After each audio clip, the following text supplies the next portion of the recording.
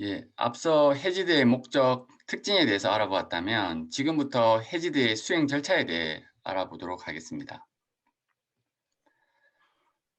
구체적인 해지드 절차에 대해 말씀드리기에 앞서 지난 시간에 언급드렸지만 선박의 설계 및 건조 과정 중에서 해지드가 어떤 단계에서 적용되는지에 대해 다시 한번 리마인드 하도록 하겠습니다. 아래 그림과 항상 일치하는 것은 아니지만 먼저 해지드는 일반 배치도나 기기 배치도가 준비된 개념 설계 또는 기본 설계 단계에서 수행하는 것이 일반적입니다. 이와 같이 해지드 스터디의 결과물이 초기 설계에 반영이 되고 나서 상세 설계 단계로 진행이 됩니다. 참고로 P&ID 다이어그램이 설계된 상세 설계 단계에서 FME 또는 해잡 수행이 가능합니다.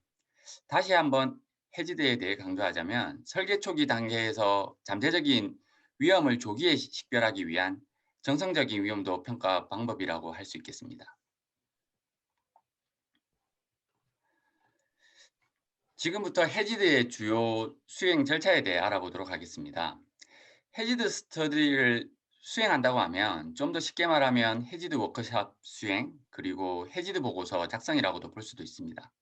이러한 관점에서 다음 네 가지 단계로 나누어 보았고 그 첫 번째가 적용 시스템 검토, 두 번째가 해지드 워크숍 준비, 세 번째가 해지드 워크숍 과정, 마지막으로 해지드 보고서 작성입니다.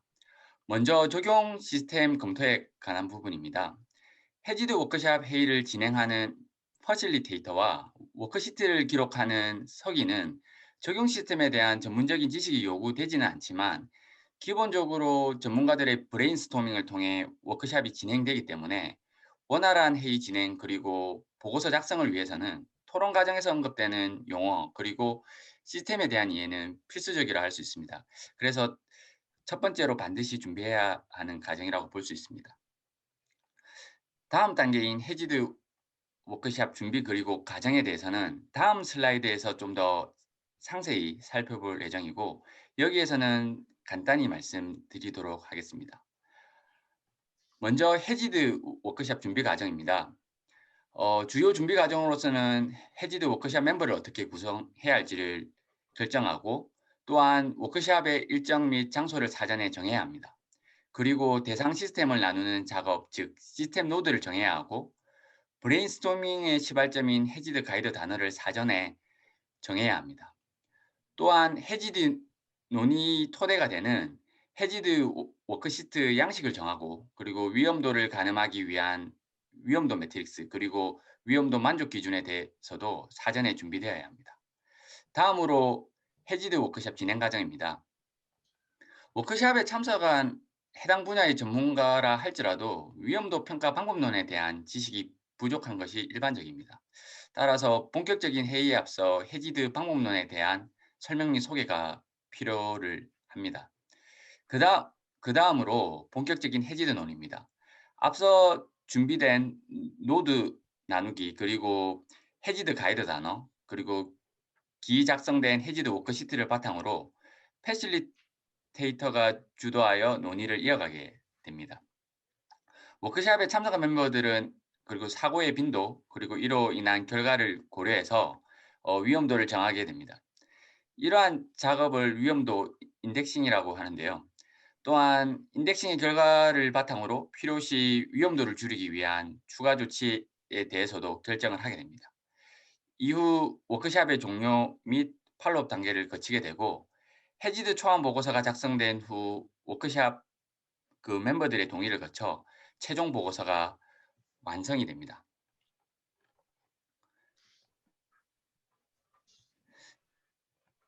지금부터 해지드 워크샵 준비 단계 중 워크샵 멤버 그리고 일정 및 장소 그리고 시스템 노드에 대해 알아보도록 하겠습니다.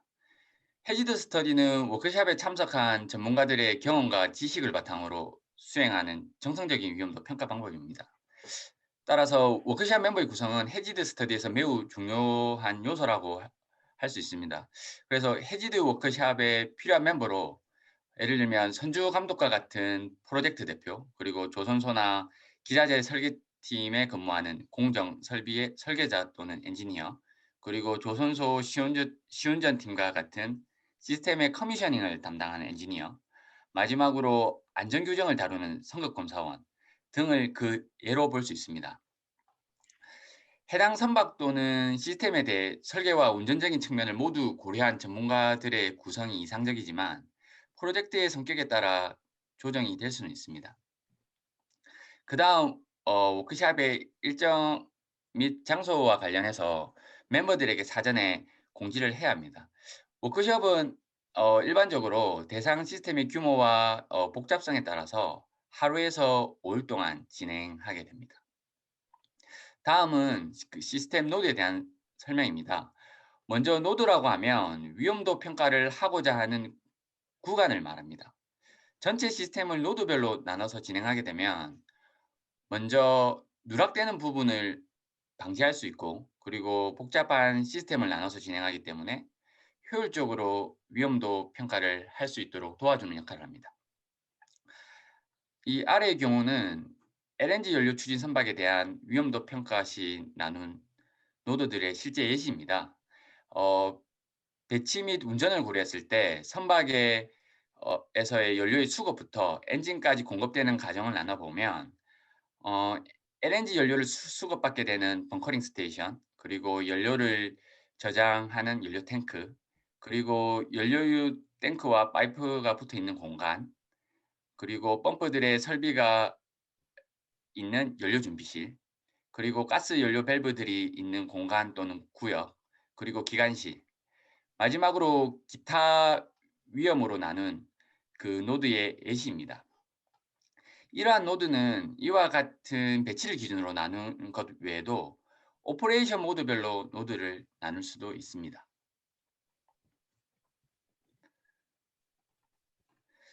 다음으로 해지드 가이드 단어와 해지드 워크시트 양식에 대해 알아보도록 하겠습니다. 해지드뿐만 아니라 다른 위험도 평가도 마찬가지로 워크샵 멤버들이 대상 시스템의 위험 요소를 식별하고자 할 때 다소 막연할 수가 있습니다. 이러한 측면에서 가이드 단어는 해당 시스템의 위험 요소나 그리고 사고의 원인과 결과를 쉽게 연상할 수 있는 단어들을 말하고 다음 토론으로 이어주는 징검다리 역할을 해준다고 볼 수 있습니다. 이러한 단어는 위험 요소 식별 및 토론을 촉진할 수 있을 만큼 충분히 포괄적일수록 좋습니다. LNG 연료 추진 선박에 대한 실제 해지드 연구에서 사용된 가이드 단어의 예를 살펴보면 화재 그리고 폭발 위험 그리고 극조온 손상을 초래할 수 있는 LNG 누설 그리고 정기적인 위험 등과 같은 단어들이 그 예가 될 수가 있습니다. 가령 LNG 누설이라는 가이드 단어로 벙커링 스테이션의 LNG 누설을 하나의 해자드로 정할 수 있습니다.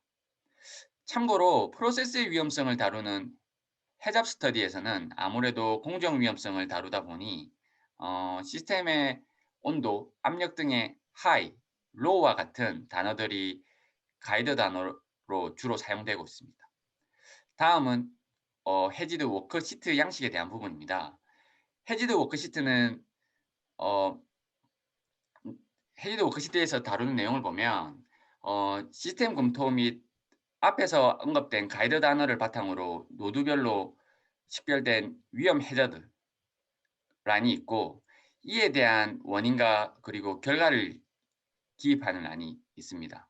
그리고 현재 취해진 조치 세이프 가드는 무엇인지 그리고 추가로 취해져야 하는 조치는 무엇인지를 기입하는 란이 있고 마지막으로 리스크 인덱싱을 기록하는 란을 포함하고 있습니다.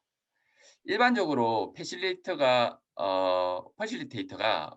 워크시트를 화면에 띄워놓고 시트 상의 왼쪽에서 오른쪽으로 논의를 자연스럽게 이끌어가게 되고 서기는 이를 기록하게 됩니다. 실제 적용된 예시는 뒤에서 좀 더 상세히 말씀드리도록 하겠습니다. 이번 슬라이드에서는 위험도 매트릭스와 위험도 만족 기준에 대한 부분입니다. 브레인스토밍의 거의 마지막 단계에서 위험도가 얼마인지를 결정하게 되는데 이때 오른쪽에 보이는 사전에 준비된 위험도 매트릭스를 활용하게 됩니다. 세로축은 likelihood 또는 probability에 해당하는 사고의 빈도에 해당하는 부분이고, 가로축은 severity 그리고 consequence 그리고 impact 등 다양한 용어로 표현되는 사고의 결과 또는 심각성을 나타냅니다. 여기에서 나타내는 매트릭스의 예시를 보면 4 곱하기 4, 5 곱하기 5의 위험도 매트릭스입니다. 빈도 그리고 사고의 결과 정도에 따라 4단계 또는 5단계로 나눈 것입니다. 표 안에 언급된 숫자는 사고 빈도와 결과의 곱신 위험도를 나타낸 것이고, 일반적으로 초록색에 해당하는 부분은 수용 가능한 위험도, 그리고 붉은색에 해당하는 부분은 허용 불가한 위험도, 즉 반드시 필요한 조치를 시행해야 하는 경우입니다. 노란색과 주황색에 해당하는 부분은 일반적으로 알랍이라고 불리는 영역입니다. 영어로는 as low as reasonably practicable이라고 하는 위험성이 합리적으로 실행 가능한 수준까지 감소되어 있는 영역을 가리킵니다. 위험도가 무시할 수 있을 만큼 작지도 않고 견딜 수 없을 만큼 크지도 않은 영역으로 추가적인 조치가 필요하지 않는 수준의 위험 정도라고 이해하시면 되겠습니다. 빈도 1에서 5까지 그리고 컨시퀀스 1에서 5까지 나누는 기준에 대해서도 정해져야 하고, 이러한 정보를 포함한 위험도 매트릭스는 워크숍 멤버들에게 사전에 제공되어야 됩니다. 경우에 따라 해지드 보고서가 해당 기국의 승인을 받으려고 하는 경우에는 사전에 해당 기국에서 별도로 정하는 위험도 만족 기준이 있는지도 반드시 확인해야 하는 사항입니다.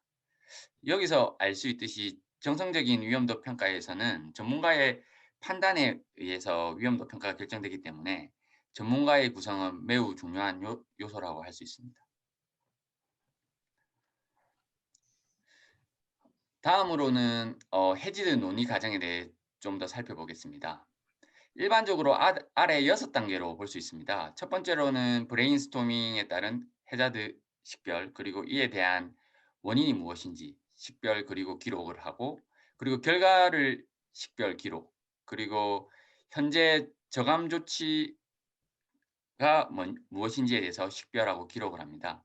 그리고 그다음으로 위험도에 대해서 인덱싱을 하고, 마지막으로 필요시 위험을 줄이기 위한 추가 저감 조치를 식별 그리고 기록하게 되는 과정을 거치게 됩니다. 과거 수행된 해지드의 그 예를 잠시 살펴보면, 다음은 LNG 연료 추진 선박의 벙커링 오퍼레이션에 해당하는 노드를 나타내는 경우입니다. 실제 LNG 벙커링 시에 선박의 그 드라프트 차이가 급격히 발생을 하게 되면 매니폴드에서 무리한 하중을 받게 됩니다. 이때 벙커링 중지 또는 매니폴드 라인을 분리해야 하는 상황이 생길 수 있는데요. 이러한 시나리오에서 매니폴더의 연결부의 그 빠른 분리 또는 이격의 실패를 하나의 해자드로 보겠습니다. 이러한 원인을 현재 볼트로 연결된 플랜지로 보았습니다. 왜냐하면 볼트로 연결된 경우에는 적극적인 분리가 어렵기 때문입니다. 또한 이에 대한 결과로서 볼트로 연결된 플랜지가 설치된 상황에서 외력이 크게 발생하게 되면 플랜지 손상 등으로 인해 대량 누설이 발생할 수 있습니다. 당시 스터디에서는 현재 저감 조치로서는 언급이 되지 않았고, 이 상태에서 위험도 인덱싱은 빈도가 2 그리고 컨시퀀스가 4로 정하였습니다. 하기 매트릭스에서 ID 7번에 해당하는 부분을 이 매트릭스에서 확인을 할 수가 있습니다. 이 부분은 앞서 언급드린 알랍에 해당하는 영역입니다. 컨시퀀스가 4이기 때문에 컨시퀀스를 더 낮추기 위한 조치로서 빠른 분리를 위한 QCDC 그리고 또는 ERC와 같은 커플링을 설치하는 조치가 언급된 예시입니다. 이상으로 해지드 워크숍의 진행 과정을 바탕으로 해지드 주요 수행 절차에 대해서 알아보았습니다.